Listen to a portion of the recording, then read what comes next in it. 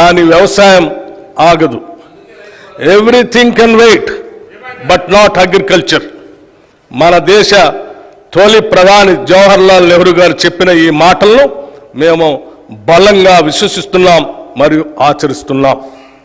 ఎండకు ఎండుతూ వాళ్ళకు తడుస్తూ ఆరుగాలం శ్రమిస్తూ దేశ ఆర్థికాభివృద్ధికి దోహదపడే శ్రమజీవి రైతు. అప్పులు చేసైనా ఆహారం అందించాలన్న తపోదీక్ష రైతన్నది. ఆహార భద్రత కల్పిస్తూ సమాజాన్ని ఆదుకునే రైతన్నకు భరోసా కల్పించడం ప్రభుత్వ కనీస బాధ్యత. వ్యవసాయ రంగంలో అభివృద్ధి సాధించాలంటే రైతన్నలకు తగిన ప్రోత్సాహకాలని కల్పించాలి. రైతుకి ఇచ్చే చేయూత 2 విధాలుగా ఉండాలి. మొదటిది వారికి పెట్టుబడి సమస్యలు లేకుండా చూడటం, రెండవది వారు పండించిన పంటకు భద్రత కల్పిస్తూ వ్యవసాయ ఉత్పత్తులకు తగిన గిట్టుబాటు ధరలు దక్కేలా చూడటం. It always seems impossible until it's done. పెద్దలు నెల్సన్ మండేలా గారు చెప్పిన ఈ అంశాన్ని మేము ప్రతి సందర్భంలో రుణమాఫీ ఏదైనా పని జరిగే వరకు అది అసాధ్యంగా గోచరిస్తుందని నెల్సన్ మండేలా గారు చెప్పిన ఈ మాటలు కాంగ్రెస్ ప్రభుత్వ రుణమాఫీ హామీకి అక్షరాల వర్తిస్తాయి. రైతులకు 2 లక్షల రుణమాఫీ అనేది మా కాంగ్రెస్ ప్రభుత్వం ఇచ్చిన హామీలలో అత్యంత ప్రధానమైనది. ఎంతో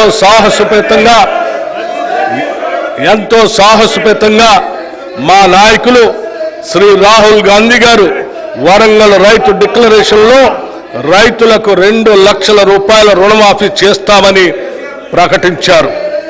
ఈ రుణమాఫీకి అవసరమైన నిధులు ఎలాగైనా సమీకరించాలనే సంకల్ప బలం మాకు మొదటి నుంచి ఉంది. గత ప్రభుత్వం 2014లో రైతులకి 1 లక్ష రూపాయల రుణమాఫీ చేస్తామని ప్రకటించి 2014 నుండి 2018 వరకు 4 విడతల్లో నిధులు విడుదల చేసింది. ఇలా పలు దఫాల్లో నిధులు విడుదల చేయటం వల్ల అసలు తీరకపోవడంతో పాటు రైతులకు వడ్డీ భారం కూడా పెరిగింది.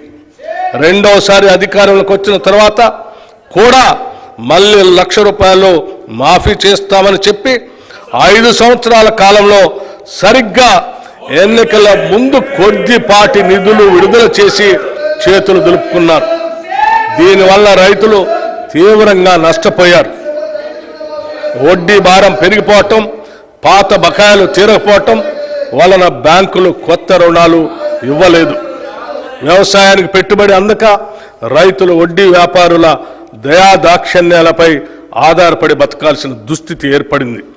ఇలా అరకొర రుణమాఫీలా కాకుండా రైతుకు నిజమైన మేలు జరగాలనే ఉద్దేశంతో మా ప్రభుత్వం ఒకేసారిగా 31,000 కోట్ల రుణమాఫీ చేయాలని సంకల్పించింది.